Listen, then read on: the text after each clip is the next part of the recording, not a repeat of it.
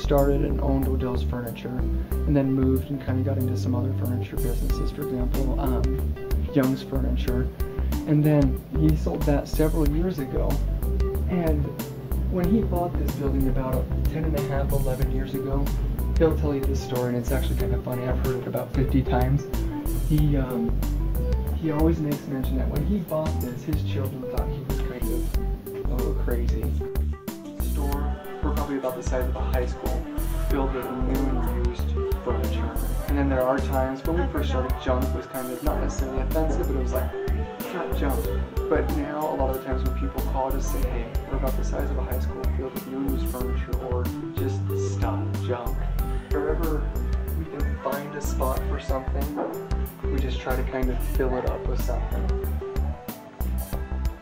It's an everyday process, moving things, kind of changing things. And so when people leave, if they're looking for something in particular, we always tell them to check back, just because it's an everyday process where we're getting in something new, where a lot of stuff's going out. The store's changing every day.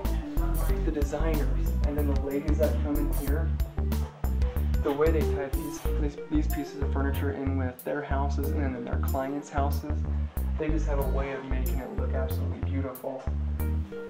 People ask us all the time, like, where do you get all of this stuff? As far as phone calls, texts, emails, and then people bringing stuff in on a daily basis. We just never know what we're going to get in. We never know what phone call we're going to get and where we're going to go.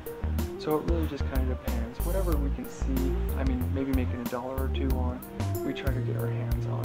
And then it is kind of neat to see what comes in and goes out. Just recently, we had a gentleman call us from Pocatello, and he had some stuff down in his barn that he was just trying to get rid of, trying to clean. And so we went down there and took a look at some of the pieces of furniture, and it actually dated back to kind of the, early 1900s. It's always kind of hard to tell. We try to do our research on a lot of the items. But it's just neat to see some of the old pieces come in versus some of the new pieces. Probably the most rewarding about working here is someone coming back and the hugs that you get. And so I would definitely say it's the friendships and the people that we've got to know.